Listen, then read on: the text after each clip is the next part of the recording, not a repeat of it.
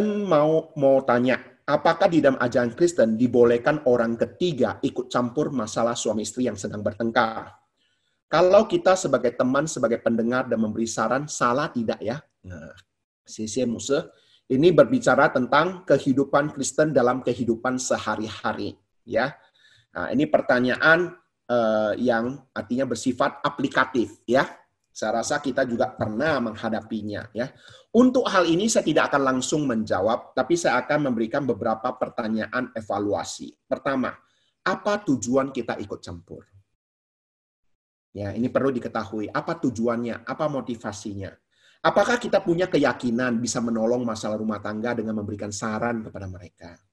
Atau apakah saran kita akan memberikan yang kita berikan bisa memperburuk masalah?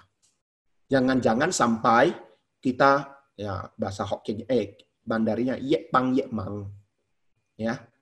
Maksud kita mau membantu, tetapi semakin bantu semakin merepotkan orang gitu loh. Ya, nah ini beberapa hal yang harus kita perhatikan. Namun, engkau mengatakan, motivasi saya baik, dia teman baik saya, ataupun dia adik saya, dia saudara kandung saya, dia masa tanya saya diam-diam saja, tidak punya maksud membantu dia. Nah, mungkin engkau punya alasan demikian. Nah, kalau punya alasan demikian, saya berikan beberapa prinsip Alkitab dalam menghadapi masalah suami istri. Ini beberapa prinsip Alkitab dalam menghadapi masalah suami istri. Ya, yang pertama, karena itu apa yang telah dipersatukan Allah tidak boleh diceraikan manusia. Ini harus menjadi prioritas terlebih dahulu.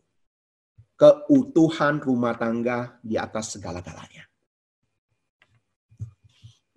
Saya seringkali sudah sampaikan, setiap kali saya naik mimbar untuk khotbah kepada pemberkatan nikah, saya selalu katakan kalimat ini. Karena saya katakan ini adalah sesuatu yang prinsip di dalam pernikahan. Ketika Adam dan Hawa di Taman Eden dipersatukan oleh Allah, Hawa berbuat kesalahan yang sangat fatal, yaitu melanggar perintah Tuhan dengan memakan buah pengetahuan yang baik dan jahat. Tapi perhatikan baik-baik. Ketika Hawa melakukan kesalahan yang fatal, yang diusir dari Taman Eden bukan hanya Hawa saja, tetapi Adam dan Hawa sama-sama diusir dari Taman Eden. Itu artinya apa? Allah yang memberikan perintah, apa yang telah dipersatukan Allah tidak boleh diceraikan manusia, termasuk Allah sendiri pun tidak memisahkan manusia.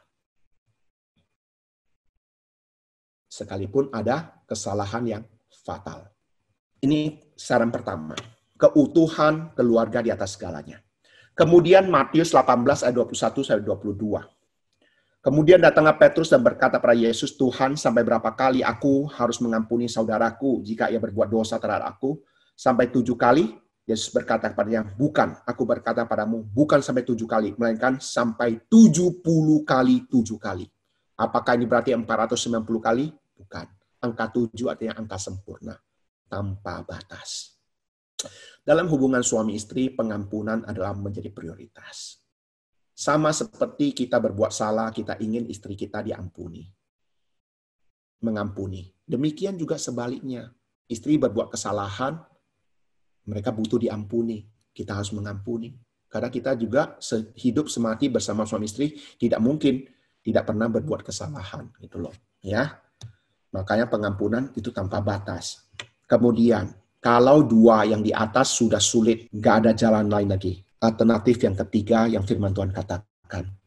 1 Korintus 7 ayat 5. Janganlah menjauhi satu sama lain secara suami istri.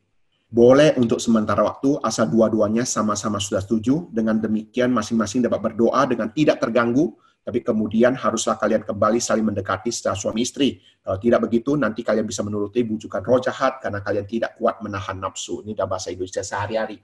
Maksudnya apa? Kalau sampai kondisi tidak memungkinkan lagi, ya untuk sementara waktu boleh berpisah. Tetapi berpisah bukan di dalam kebencian. Masing-masing berdoa dengan sungguh-sungguh di hadapan Tuhan. Mohon Tuhan menolong supaya bagaimana menyelesaikan masalah yang ada. Ya, tetapi jangan lama-lama. Kenapa? Jangan sampai membiarkan diri jatuh ke dalam pencobaan Karena firman Tuhan katakan apa? Kalian tidak kuat menahan nafsu. Nafsu di sana apa? Hawa nafsu seksual.